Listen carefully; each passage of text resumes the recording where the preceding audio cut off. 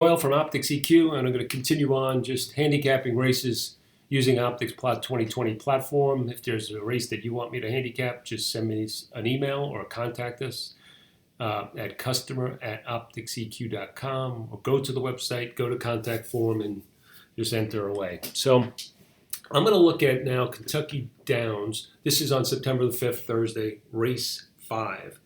It's a 6.5 furlong sprint on the turf for 2-year-olds.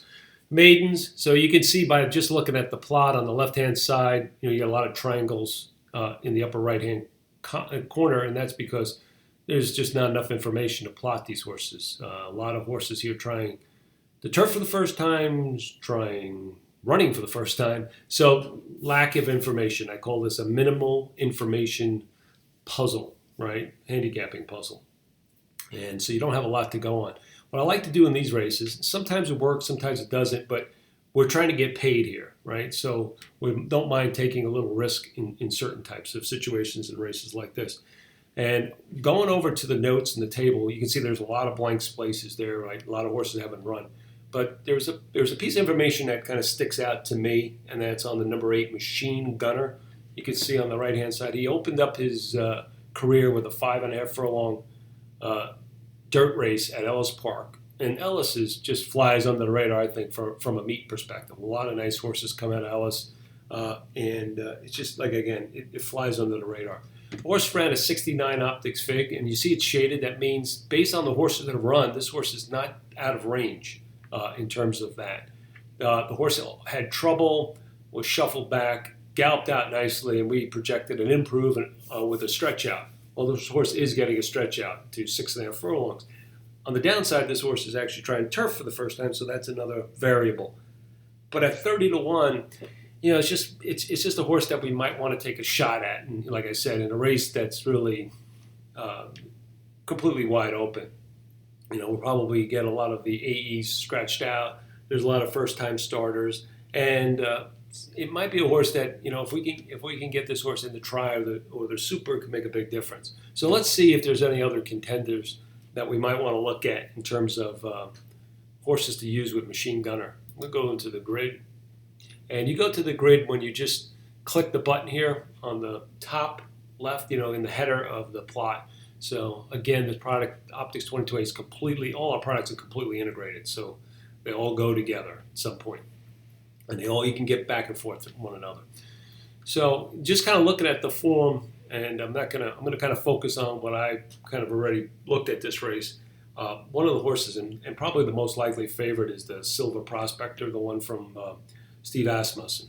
Now this horse ran his debut. He ran a decent, C+. Looked like he could improve at Belmont, and he did. In the second race, he improved from a 71 to 78, stretching out. Now he's cutting back to 6.5, which might be the right distance. You can see he kind of faded a little bit in the stretch in the last race. So he's cutting back. Very interesting to see, we have the scratch information here too on the Silver Prospector. You can see that he was scratched out of a stakes race. So they entered him in a stakes race, I guess, on opening day, and they opt to go here instead. I don't know if it was the course or what have you, but this seems like a better spot. This horse is going to take money.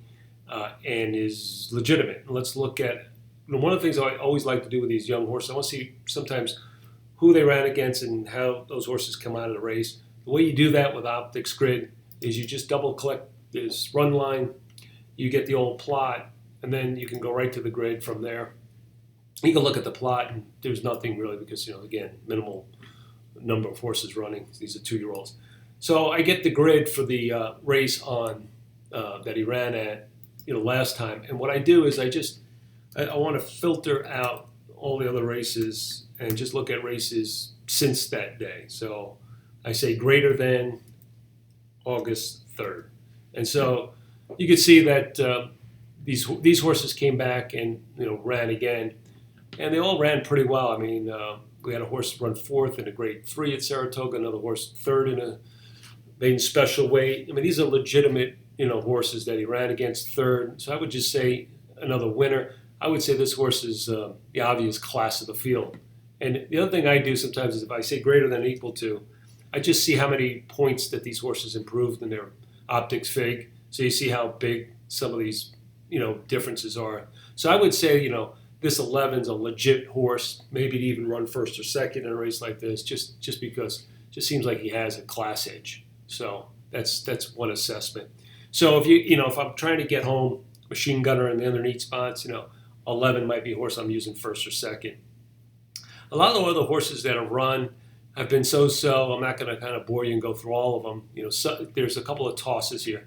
Yeah, the horses that I thought were fairly interesting are the first-time starters because they come from barns that win at Kentucky Downs. And that's the number one, Ian Wilkes' horse, Bayo Prospector. And, if you click here, you get the raw, just workout information on a horse like this. And you can see this horse is working at Keeneland on the dirt, but 2 gate works that look like off the charts. I mean, they're really fast. One of 51 and one of 8 recently. And they look pretty fast. So it looks like this horse might have some speed. Again, this is a win barn at this meet, one of the guys that win with their kind of go-to jockey, Hernandez. And that's all I really kind of look for. I mean, we're not going to get into too much pedigree. A lot of that stuff is a little bit until you see them run. It's hard to discern, but you just know that this horse, especially if you look at the board, probably will be well meant. And then the other one comes from, Wesley Board, what they're staying with Gaffleon, and you can see this horse's dirt works so-so, but you can see the turf works. The dogs were up, and those 3 works look pretty good. And they look like they were improving. So you can never cross out a ward horse in here. So you might want to use those in some fashion with the 11 and try to get spread in maybe one of the sections if you're going super. And try to get Machine Gunner in there. And that kind of the way I would play the race. A minimal information race, and hopefully this helps you kind of approach those races a little bit differently.